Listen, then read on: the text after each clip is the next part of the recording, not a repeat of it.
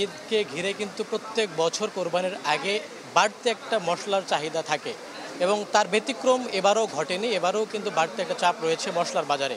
আমি আজকে কারওয়ান বাজারে ঘুরলাম এবং দেখলাম যে গত বছরের তুলনায় বিভিন্ন ধরনের মশলায় কিন্তু ২০০ থেকে ৩০০ টাকা বেড়েছে এবং সবথেকে যে দামটা বেড়েছে সেটা হচ্ছে এলাচের দাম।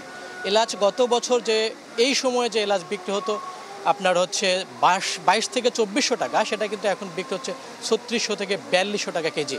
এবং এর বাইরে আপনাকে দারচিনির কথা যদি বলে, দারচিনি বিক্রি হয়েছিল ৪৫০ থেকে ৫০০ টাকা, সেটা এখন কিনতে হচ্ছে ৫৫০ থেকে ৬৫০ টাকা। জিরার দাম গত বছরের তুলনায় কিন্তু খুব একটা বাড়েনি, কিন্তু সেটাও বাড়তি ৮০০ টাকা থেকে ৮৫০ টাকায় বিক্রি হচ্ছে। লবঙ্গ, এলাচ এগুলো বিক্রি হচ্ছে ১৭০০ থেকে ১৯০০ টাকা, যেটা গত বছর ১৩ থেকে ১৫০০ টাকা ছিল।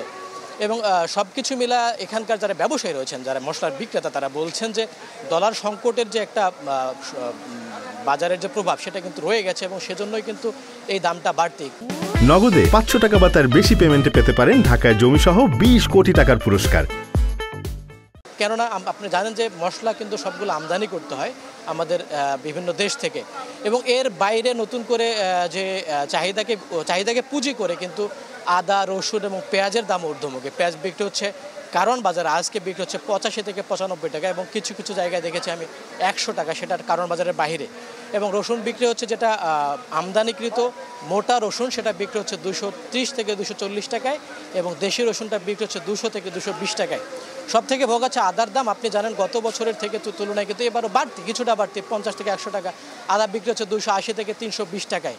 এবং ঈদ কেন্দ্রিক সবজির যে প্রয়োজন, যেটা আপনি শসা, টমেটো, এগুলো কিন্তু বাড়তি। শসা বিক্রি হচ্ছে ১০০ টাকা কেজি, টমেটো বিক্রি হচ্ছে ৮০ থেকে ১০০ টাকা কেজি এবং আরেকটা কাঁচামরিচ বিক্রি হচ্ছে কিন্তু ১৮০ থেকে ২০০ টাকা কেজি দরে কণা।